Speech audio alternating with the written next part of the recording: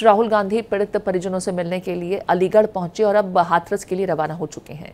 राहुल गांधी ने अलीगढ़ में हाथरस हादसे के पीड़ितों से मुलाकात की और उनका दुख बांटने की कोशिश की। राहुल गांधी ने पीड़ितों को हर संभव मदद का भरोसा दिया है। वहीं राहुल से मुलाकात के बाद लोगों ने क्या कुछ कहा, सुन लेते हैं।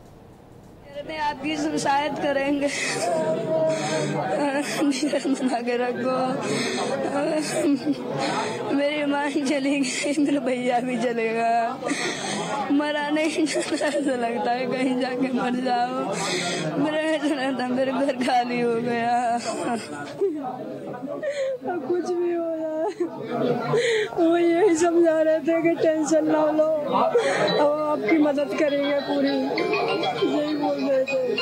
ये कहूँगा इनके लिए बहुत दुखदार हुआ है, ये बहुत दुख हुआ है। सरकार के इनसे करते हैं कि इनकी मदद हो। और राहुल गांधी ने क्या कहा आप लोगों से, आप लोगों के परिवार? उन्होंने इनके लिए सहायता दी है कि जो भी हमसे बनेगा हम आपके लिए कुछ करेंगे। उन्होंने हालचाल जाना, बोला हम आपका हर सहयोग करेंगे जैसा भी होगा। ऐसा है, उनके सवेरे वो आए थे, लोग आए थे, उन्होंने ये बोला था कि उनको अनुमति नहीं है जाने की, तो हमारे लिए वहाँ सूचना दे दी थी तो बुला लिया था। राहुल जी आए थे, उन्होंने हमसे बोला था और हमारा हालचाल जाना, उन्होंने परेशानी पूछी।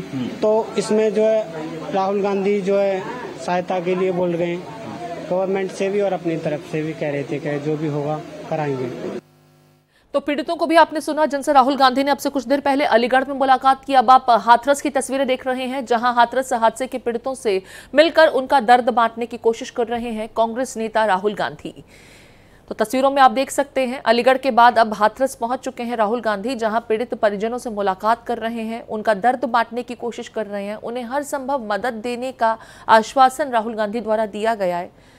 देखिए, दर्द बांटना बहुत जरूरी होता है। कई बार ऐसा होता है कि पीड़ित परेशान है, प्रशासन की तरफ से हालांकि देखिए आर्थिक मदद का ऐलान किया गया है, लेकिन सरकार उनकी जिंदगियों की कीमत समझती है और हर कोई उनके प्रति हमदर्दी रखता है। ये जाहिर करना भी कई बार जरूरी हो जाता है और राहुल गांधी इस वक्त वही मुजाहरा पेश करते हुए राहुल गांधी अलीगढ़ के बाद हाथरस पहुंचे हैं। हाथरस कांड में जो पीड़ित परिवार हैं, जो पीड़ितों के परिजन हैं, उनसे मुलाकात कर रहे हैं। हर संभव मदद का आश्वासन उनके द्वारा दिया गया है। तो ये बड़ी अपडेट इस वक्त आपको हम बता रहे हैं। अलीगढ़ पहुंचे सुबह राहुल गांधी और अब हाथरस पहुंच चुके हैं।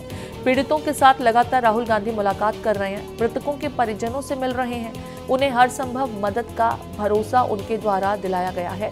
आप देख सकते हैं, हर एक पीड़ित परिवार से मिलकर राहुल गांधी उनका दर्द बांटने की कोशिश कर रहे हैं। हाथरस हादसा, जहां 121 लोगों की सत्संग में हुई भगदड़ के बाद मौत हो गई थी। कई लोग अभी भी अस्पताल में भर्ती हैं, जिनका इलाज जारी है। राहुल गांधी पहुंचे, उनका दर्द बांटने की कोशिश कर रहे थे। अलीगढ़ से तस्वीरें सामने आई। अब इस वक्त आप तस्वीरें हाथरस की देख रहे हैं, जहां एक एक करके तमाम पीड़ित परिवारों से राहुल गांधी मिल रहे हैं, समझ रहे हैं कि वहां पर क्या कुछ हुआ।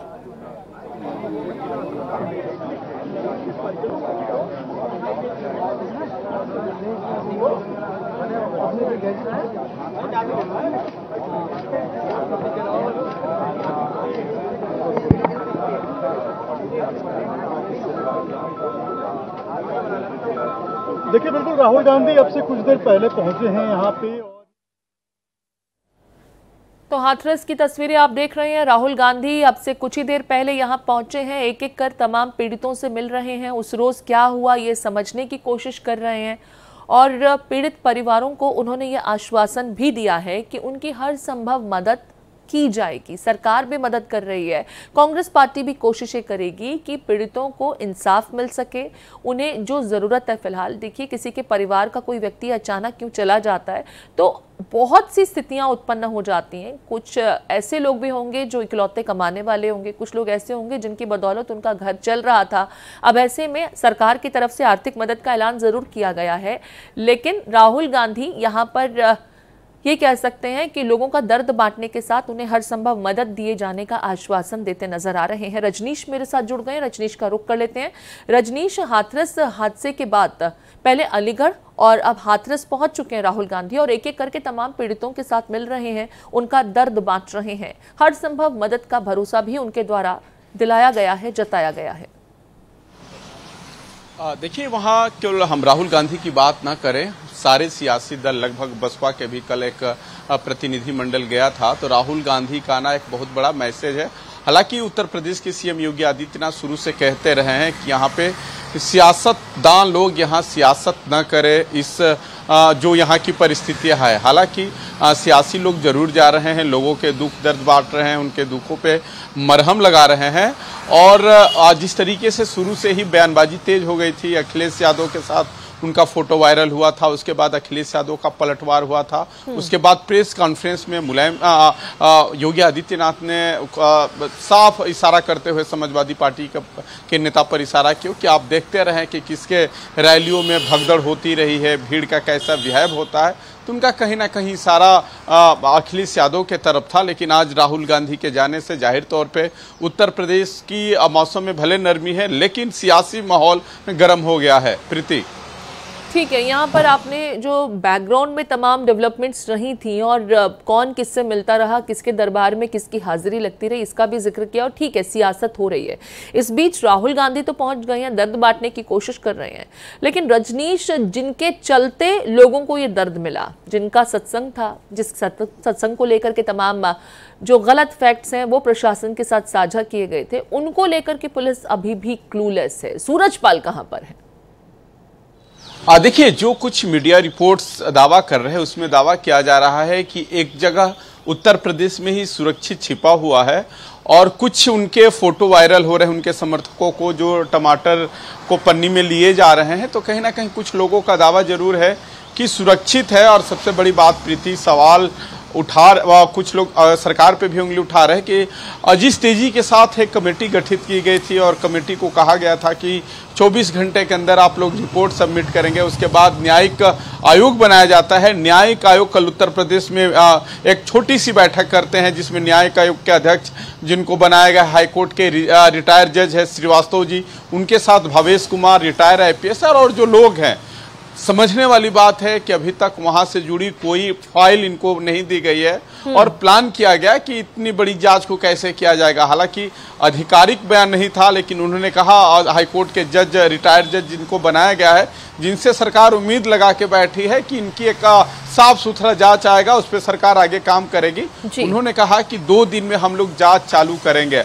हालांकि जो स्थानीय पुलिस की टीम है, फोरेंसिक चाहे डॉग स्क्वाड, वो लोग जा रहे हैं, जांच कर रहे हैं। लेकिन अब न्यायिक जांच, और आप समझ सकते हैं प्रीति, ये पहली मर्तबा नहीं है। न्यायिक जांच में एक लंबा टाइम लगता है और उस टाइम के बाद हश्र क्या होता है, रिपोर्ट पे कुछ कहना बड़ा जल्दीबाजी हो जाएगा। लेकिन कहीं ना कहीं लोगों को लग रहा है कि जो आरोपी है उनकी गिरफ्तारी होनी चाहिए, जिसके वजह से हादसा हुआ उनके यहाँ बुलडोजर चलना चाहिए, क्योंकि बुलडोजर की सरकार है।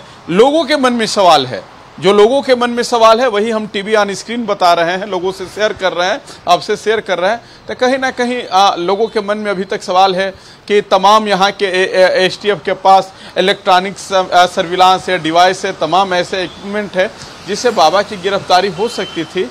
लेकिन बाबा की अभी तक गिरफ्तारी क्यों नहीं हुई, ये सोचने वाली बात है। लोग अब सरकार पर भी सवाल खड़े कर रहे हैं। यहाँ पर रजनीश, 2-3 चीजें हैं जो जहन में जाहिर तौर पर ये सवाल खड़े करती हैं कि प्रशासन बाबा को लेकर के इतना हल्के तेवरों के साथ क्यों दिखाई दे रहा है। हालांकि FIR दर्ज की गई, कुछ कार्रवाई भी हुई, 6 सेवादार जो हैं वो पकड़ भी लिए गए। लेकिन यहाँ पर कई ऐसी चीजें हैं जो सवाल खड़े करते हैं कि बाबा एक पैरेलल बाकायदा सिस्टम एस्टैब्लिश किए हुए थे और वो पुलिस महकमे से कुछ कम नहीं था। बाबा की अपनी आर्मी थी और इस आर्मी को सेवादार कहा जाता था। यही लोग पूरा मेंटेन कर रहे थे वहां पर, ट्रैफिक से लेकर के व्यवस्थाओं तक को। और दूसरे शब्दों में ये कहें कि जो वहां पर लॉ एंड ऑर्डर की सिचुएशन थी उसको भी पहले हैंडल करने यही सेवादारों की टीम, जिसे हम आर्मी भी कह सकते हैं बाबा की, वो देख रही थी। पुलिस की मौजूदगी होते हुए भी वो बिल्कुल हेल्पलेस से नजर आए। कुछ पुलिसकर्मी भी यहाँ पर भगदड़ में इंजर्ड हुए, वो तस्वीरें भी हमने अपने दर्शकों को दिखाई थी। बाबा सरकार से, बाबा स्थानीय प्रशासन से, बाबा सिस्टम से ज्यादा ऊपर हो गए। देखिए प्रीति, जिस दिन हादसा हुआ उस दिन से ही चीख चीख के भारत एक्सप्रेस उनके पॉलिटिकल कनेक्शन पे सवाल खड़ा कर रहा है। जब कुछ अतीत की चीजें उनकी खंगाली गई तो पता चला कि जब बसपा की सरकार थी तो बाबा की व्हीकल में लाल बत्ती लगी हुई होती थी और बाबा का जलवा कम नहीं हुआ। तो कहीं ना कहीं ऐसे बाबाओं को पॉलिटिकल संरक्षण मिलता रहा है, क्योंकि उसका सीधा फायदा राजनीतिक दलों को होता है या उस क्षेत्र के जो एमएलए बने होते हैं उनको फायदा होता है। इस पे तमाम तरीके के कहानियां भी गढ़ी गई। और इसके पहले के भी बाबाओं की हम बात करें तो आपको याद होगा प्रीति की जवाहर बाग हत्याकांड हुआ था, पॉलिटिकल कनेक्शन क्या था। जय गुरुदेव का जो वहाँ पे विवाद हुआ था मथुरा आश्रम हाईवे पे, वहाँ भी पॉलिटिकल कनेक्शन क्या था। चाहे हम राम रहीम की बात करें या आसाराम बापू की इसी बहाने चर्चा कर ले, तो कहीं ना कहीं बिना पॉलिटिकल कनेक्शन लिए बिना इन लोगों का साम्राज्य नहीं बढ़ता है और अंत में वही पॉलिटिकल कनेक्शन इन लोगों का काम करता है। हालांकि न्यायपालिका अपना रजनीश मुझे लगता है इसलिए भी ज्यादा स्ट्रांग हो जाते हैं क्योंकि इन नेताओं को भी समझ में आता है कि ये जो बाबा हैं इनके फॉलोअर्स हैं, अगर पॉलिटिकली उनके साथ हाथ मिला लिया जाए तो उनके फॉलोअर्स वोटों में आगे फर्दर उनके लिए तब्दील हो जाएंगे और इसी वजह से सब मौन हो जाते हैं। सबको समझ सब कुछ आता है कि क्या कुछ गलत हो रहा है और क्या कुछ नहीं होना चाहिए, उसके बावजूद एक वैक्यूम क्रिएट हो जाता है खामोशी के साथ में कि होते रहने दीजिए, जो हो रहा है कुछ गलत नहीं है। और इस देश में इस तरह के बाबाओं की तो मैं ये कह सकती हूँ कि दुकान लगी हुई है, एक नहीं है, ऐसे बहुत से पाखंडी इस वक्त बहुत से भक्तों के साथ में अपनी दुकान चला रहे हैं। इस बीच बने रहिए, एक डेवलपमेंट अपने दर्शकों को बता देते हैं। एक्शन में है यहाँ पर स्थानीय प्रशासन, न्यायिक जांच को लेकर के एक आयोग का गठन किया गया है। न्यायिक जांच आयोग लोगों से पूछताछ कर रहा है। तो एक बड़ी डेवलपमेंट इस बीच, जैसा कि रजनीश भी जिक्र कर रहे थे कि एक न्यायिक जांच आयोग का गठन किए जाने का ऐलान किया गया था और अब वो जांच आयोग एक्शन में भी नजर आ रहा है। लोगों से ये न्यायिक जांच आयोग पूछताछ कर रहा है। फरार भोले बाबा के आश्रम में लोगों से पूछताछ की जा रही है। पुलिस फरार बाबा की तलाश में हालांकि जगह जगह दबिश दे रही है, लेकिन बाबा को लेकर के पुलिस के हाथ अब तक खाली हैं। तो फरार भोले बाबा के आश्रमों में लोगों से पूछताछ की जा रही है कि बाबा का काम कैसे था, किस तरीके से बाबा इतने प्रचलित हो गए, इतने पॉपुलर हो गए कि लाखों की संख्या में लोग उनके कार्यक्रम में पहुंचते थे। बाबा के वकील एपी सिंह मैनपुरी में हालांकि इस बीच मौजूद हैं। हाथरस भगदड़ मामले की जांच के लिए जांच आयोग ने अपनी कवायद तेज कर दी है। लोगों से पूछताछ की जा रही है। फरार बाबा को पकड़ने के लिए पुलिस दबिश दे रही है। आश्रम में पूछताछ हो रही है, जगह जगह छापेमारी की जा रही है, लेकिन बाबा को लेकर अब तक पुलिस खाली हाथ है। इस बीच बाबा के वकील जो हैं वो मैनपुरी में मौजूद हैं। हाथरस हादसे से जुड़ी हुई आपको बता दें एक और बड़ी अपडेट, क्योंकि इस मामले में जो एसआईटी बनाई गई वो अपनी आखिरी दौर की इन्वेस्टिगेशन कर रही है। हालांकि समय सीमा तय की गई थी, 24 घंटे के अंदर अपनी रिपोर्ट दी जानी थी इस एसआईटी की टीम के द्वारा, लेकिन अब ये जो डेवलपमेंट है हम आपको बता दें आखिरी दौर में है एसआईटी की इन्वेस्टिगेशन। कल देर रात तक लोगों के बयान इस संदर्भ में दर्ज किए गए हैं। आज शासन को जांच रिपोर्ट ये अपनी एसआईटी सौंप देगी। कई अधिकारियों पर हालांकि इस बीच गाज भी गिर सकती है, ये सूत्र बता रहे हैं, सूत्र बयां कर रहे हैं। वजह भी क्या है ये भी हम आपको बता देते हैं। रजनीश भी मेरे साथ बने हुए हैं, रजनीश का रुख कर लेते हैं। रजनीश, यहाँ पर एसआईटी जो है उसे आज अपनी रिपोर्ट सौंप देनी है। हालांकि समय सीमा फिक्स की गई थी, लेकिन वक्त लग गया और हो भी जाता है इस तरह की स्थितियों में, क्योंकि पीड़ित भी जो थे वो कई जिलों में जाकर स्कैटर हो गए, क्योंकि किसी का इलाज कहीं हो रहा था, किसी के शव कहीं पहुंचे। और जाहिर है जो शोक संतप्त परिवार हैं पहले अपनों का वो क्रियाकर्म करेंगे, या जो बीमार हैं बहुत बुरी हालत में इंजर्ड अस्पताल में पहुंचे जिनका इलाज चल रहा है, पहले उनकी दवा दारू का इंतजाम, उसके बाद में बाकी तमाम काम। तो ऐसे में एसआईटी की रिपोर्ट बताया जा रहा है अपने अंतिम दौर में है। कल देर रात तक बयान दर्ज किए गए और कुछ अधिकारियों को नापा जा सकता है, ये भी खबर आ रही है। वजह ये कि कई विषयों पर प्रशासन खामोश रह गया। पुलिस विभाग की अगर बात की जाए तो एलआईयू की रिपोर्ट को ओवरलुक करने का तो आरोप पुलिस प्रशासन पर भी लगा है। देखिए प्रीति, आज जिस एसआईटी की आप बात कर रही हैं, जिक्र कर रही है, उसकी कुछ एक्सक्लूसिव जानकारी भारत एक्सप्रेस के पास है। कहीं ना कहीं इसकी पूरी जिम्मेदारी सेवादारों पर ही थोपा गया है। जो शुरुआती जांच रिपोर्ट में जो हमारे सोर्सेज से पता चला है कि उसमें पूरा दोष वहां के सेवादारों को दिया गया है, जो उनके कमांडो थे। और प्रशासन से भी पूछताछ हुई थी। प्रशासन मतलब साफ है कि वहां के डीएम से भी एसआईटी के लोगों ने पूछताछ या कह सकते हैं कि उनसे बातचीत किए थे, वहां के एसपी से बातचीत किए थे, जिस एसडीएम और राजस्व अधिकारियों की ड्यूटी लगी थी। तो हो सकता है कि हमेशा की तरह अभी एसआईटी कुछ नया कर दे तो बात की बात है, लेकिन हमको लग रहा है कि इसमें छोटे कर्मचारी ही नापे जाएंगे। जैसे कि पहले से भी होता रहा है कि बड़े मछलियों को बचाने में छोटे मछलियों की शहादत होती रही है, तो हमको नहीं लग रहा है। हालांकि एसआईटी की जो शुरुआती जिस रिपोर्ट का मैंने जिक्र किया कि वहाँ के स्थानीय सेवादारों को जिम्मेदार ठहराया गया है, वहाँ के व्यवस्था और जो प्रमुख वहाँ के कार्यक्रम कराए हैं उनको जिम्मेदार ठहराया गया है। कहीं ना कहीं लोगों की बचाने की कोशिश हुई है, लेकिन हो सकता है कि जांच अधिकारियों की, एसआईटी के अधिकारियों की जमीर काम कर जाएगा तो जरूर बड़े लोग नापे जाएंगे जिनका इस हादसे में बड़ा रोल रहा है, बड़ी महती भूमिका रही है। प्रीति, ठीक है रजनीश, यहाँ पर अब मैं जरा कुछ जो कमियां रही, जो लूप होल्स रहे, जो लगातार चीख चीख करके ये बयान शुरुआत से ही कर रहे थे कि ये तो नाकाफी है, तमाम इंतजामात अनुकूल नहीं है इतनी भीड़ के मुताबिक, बावजूद इसके उसे ओवरलुक किया गया। अगर 80,000 को या 85,000 की भीड़ के लिए भी इजाजत ली गई थी तो मैं ये समझ पा रही हूँ कि एक बहुत बड़े पंडाल के मल्टीपल एंट्री और एग्जिट पॉइंट्स होने चाहिए थे, क्योंकि अगर आपने एक ही गेट से व्यवस्था की तो इतनी भीड़ को तो वो एक गेट हैंडल नहीं कर सकता। पंडाल कभी भी कोलैप्स तक हो सकता था। भगदड़ मची ये बाद का विषय है, लेकिन ऐसी स्थितियों से निपटने के लिए मल्टीपल एंट्री और एग्जिट गेट्स जो है वो इंश्योर किए जाते हैं। यहाँ पर सिर्फ एक ही ऐसा गेट था और जैसे ही बाबा की रवानगी हुई उस एक गेट से बाहर निकलते हुए लोग बाबा के गाड़ी के टायर्स की जो धूल है उसे समेटने की कोशिश करते नजर आए। कुछ लोगों ने यह भी बताया कि वहीं शरबत भी बांटा जाने लगा था, उसको लेकर के भी भीड़, क्योंकि बहुत ज्यादा प्यासी भीड़ थी, उनको इस वक्त कोशिश ये थी कि जल्दी से जल्दी उस पानी की व्यवस्था तक पहुंच जाएं। ये सब कुछ एक ही जगह पर किया जाना, पुलिस की टीम भी तो पहले आयोजन से पहले विजिट करती है कि आपके इंतजामात कितने रहे, अनुकूल हुए कि नहीं हुए। ठीक है, 2.5 लाख लोग पहुंच गए, 80,000 के हिसाब से 2.5 लाख की मौजूदगी भी बहुत ज्यादा थी, लेकिन फिर भी मल्टीपल एंट्री एग्जिट पॉइंट्स होते तो ऐसा होता ही नहीं जो यहां हुआ। तो जो शुरुआत में उन लोगों की ड्यूटी वहां पर रही होगी वो तो सीधे सीधे प्रश्न चिन्ह के दायरे में आते हैं।